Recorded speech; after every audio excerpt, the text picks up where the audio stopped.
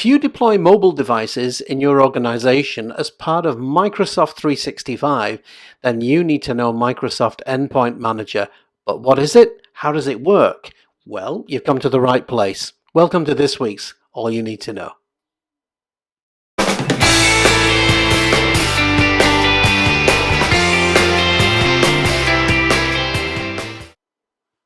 Hi, I'm Andy Malone. I'm a Microsoft MVP and a Microsoft certified trainer.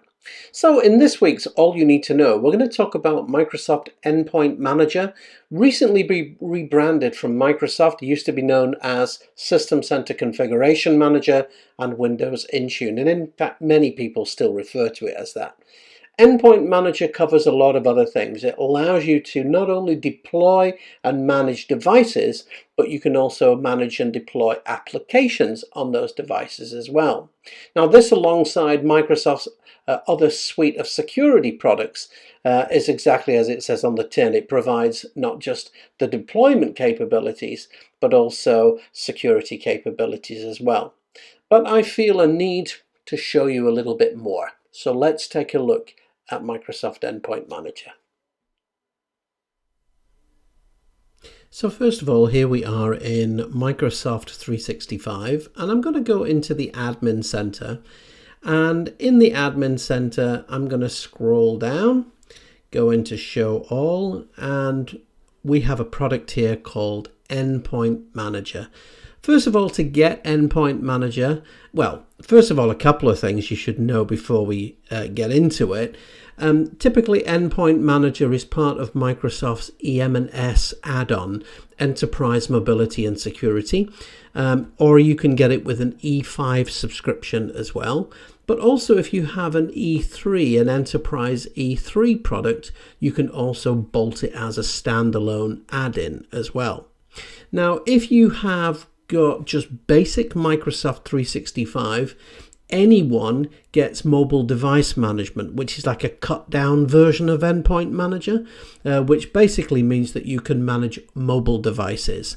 But if you want to manage PCs and Macs, then you need Endpoint Manager. So first of all, I'm going to go in and let's have a look at the product. So I am going to, first of all, we've got the dashboard here. So again, I'm just using some kind of demo data here, so don't worry too much about that. And you can see one of the things that we can do is we can deploy both devices and applications. Now, in a previous video that I did, I spoke about deploying applications in Azure Active Directory. This is separate to that, but if you want to go and look at that, you can go and check out that other video, obviously. So first up then, well, three components really. You've got devices, you've got applications, and you've got endpoint security. The rest of it is just really managing reports, checking, managing users and groups. And then we have this new tenant administration area here. So let's first of all have a look at devices. And with the devices, of course, this is where I would deploy my devices. Now, to deploy a device in 365, what we mean by a managed and an unmanaged device is that basically what happens is I would set up a deployment profile. And with that deployment profile, it basically says, okay, if you're a Windows, iOS, a macOS, or an Android user, if you want to gain access to our corporate applications, then your device needs to be enrolled in the organization. Now for that, what happens is the user then gets prompted to go to their local app store, and their app store will then download an agent onto that machine. Once that agent's installed, as an administrator, I can then go and manage that for my users. So as an example, I'm going to go into iOS here. So this is, of course, the Apple deployment here, and you can see if I had any devices, this is where they would appear. I've got the iOS enrollment. Now for iOS and Android devices, you need a push, what we call a push certificate. Now you get this from Apple. I'm just giving Apple as an example here. And what happens, they will give you a unique number. So let's say, for example, you worked in a school and you wanted to give all the kids an iPad for the schoolwork. So what you would do is you would typically enroll this certificate into your mobile device management, endpoint management console. Then you would go off, call your vendor and say, I want to purchase 2,500 devices, and they will ask you for this certificate number. Okay, that then gets associated with the bills of those devices. So in essence, what I now do is I now go in and do the configuration.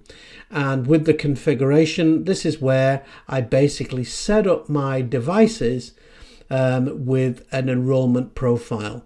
So all my settings, I've just got a kind of a test one here, if you will.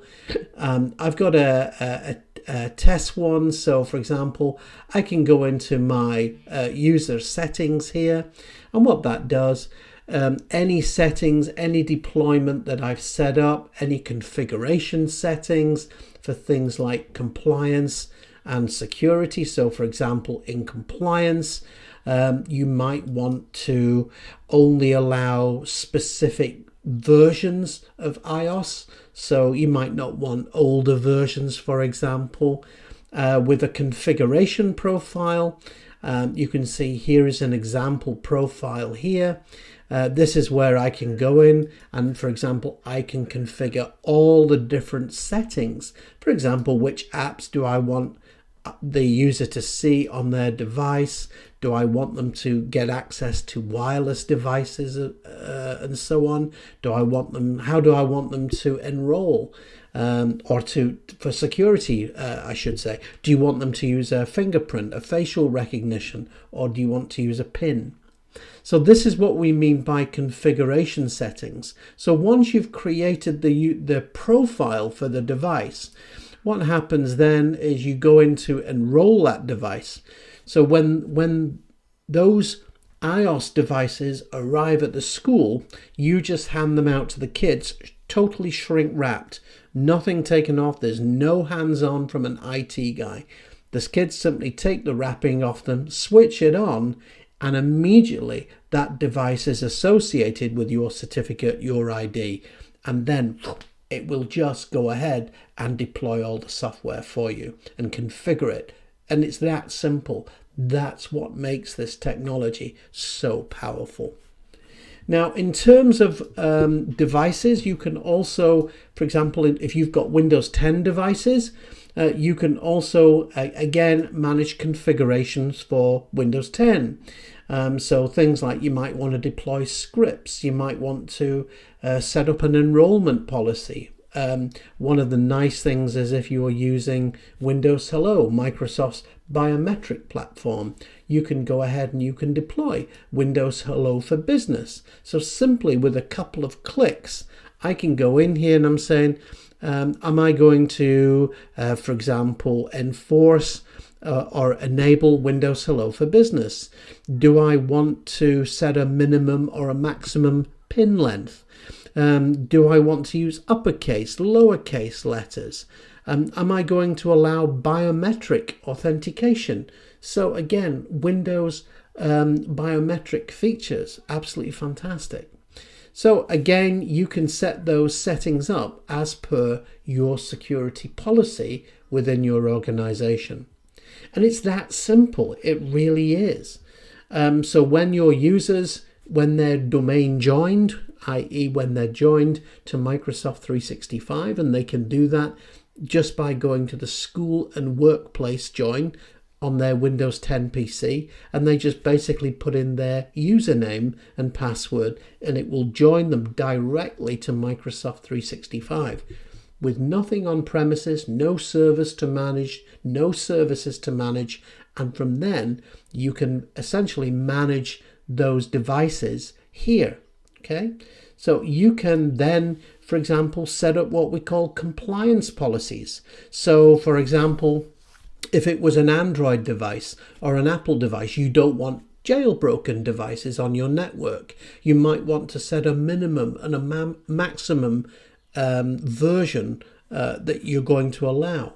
Again, you might want to deploy PowerShell scripts, setup scripts in your environment. Okay, so that is, as I say, that's the devices. Now, what happens, for example, with iOS and macOS, if you happen to have users who are using bring your own device, absolutely great, no problems at all. You can use bring your own device. And what we install, what we enroll, is a corporate environment. So it's a application, and it's like a corporate bubble, if you will. So all your corporate applications are deployed into this portal on the user's device, and that basically prevents the device from interacting with users' applications, Angry Birds or whatever game that they're playing this week. Okay. Now, the other thing that you can also do, so I'm just going to go back to devices here. The other thing that you can also do is I can scroll down and you can see device cleanup. So I can go in and set a rule to clean up a device. Maybe an employee leaves a company. You can remove that device easily from that user. And again, the fact that you can manage all of these devices, it absolutely rocks.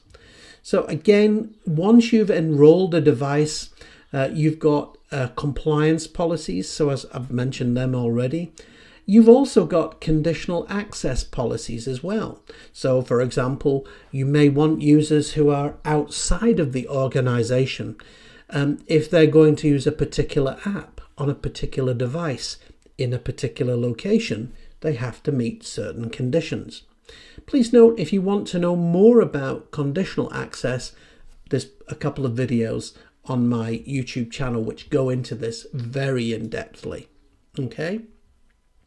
Now, the other type of, as I mentioned, you've got configuration policies, conditional access policies, and also those there.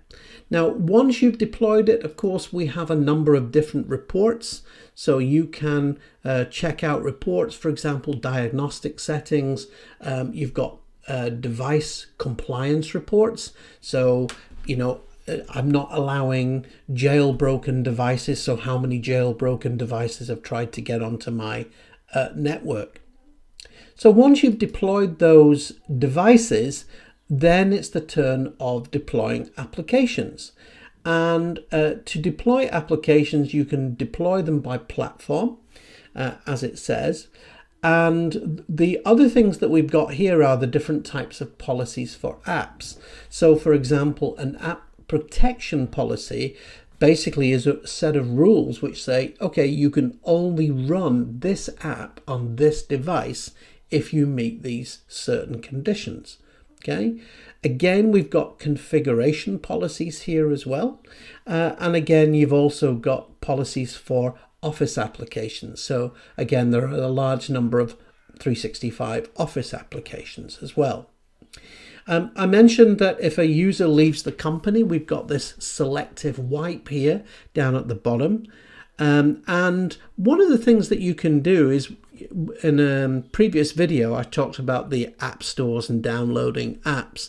And one of the things you might like to do is create a list of categories. So when your users are browsing, or when you add applications for your users, you can add them into these categories. And that's really nice and really easy to do. So if I go into all apps here, you can see that we have a nice list of the various types of applications. And I can add more, of course. I can click on add. And again, I can choose which type of application and where it's coming from. So for example, from the iOS App Store or the Android App Store. And you can add that application in here and then make it available to your users. Okay. Again, you can see that we have got, for example, here's my Android apps. So I can go into, this is the current apps that I've deployed. I can click onto the actual app itself and I can get details on that app. So for example, have any users had problems installing it? What's the status? Is it currently running okay? You've got the device install status here. So it tells me if any users have failed to install. Sometimes users install things and maybe it doesn't quite go right. So that's quite nice little report there. You've also got, you can deploy ebooks as well to your devices. So, if you've got like training manuals, you can deploy those ebooks as well. And as I mentioned, you've also got things like app protection policies, which sit alongside things like conditional access. So, for example, if you're working in a secure location and I've got a mobile device, if I'm not in the secure location, then I can't open up that copy of the spreadsheet. So you can only open a certain document on a certain application, on a certain phone, in a certain location. It's so powerful and granular here. Now, obviously, once you've deployed your applications, you can see here that we've got monitoring. So this is great. Some apps, of course, have licenses and some apps come free, but this is a great way to monitor the licenses. And as I mentioned, you've also got an install status. So if it tells me if the app has been installed, if it's not installed, if there's problems, and also if the app protection status has kicked in as well. So, are there any rules that are hitting if a user's had problems, for example? So devices and apps. Another thing, of course, that if you're using an E5 or EM&S subscription, you obviously want to monitor security in your environment. So this is, again, fantastic set of tools. So this comprises of Azure Threat Protection and EOP, Exchange Online Protection. You can set, for example, on your devices, I might want to configure encryption. So if you're using Windows 10, for example, you might go ahead here and create a Windows 10 encryption policy requiring those devices to be encrypted. Again, you might want to configure the firewall, deploy some antivirus to your users. We've got an attack surface reduction tool here. So closing down ports, closing down services that your users really don't need to have.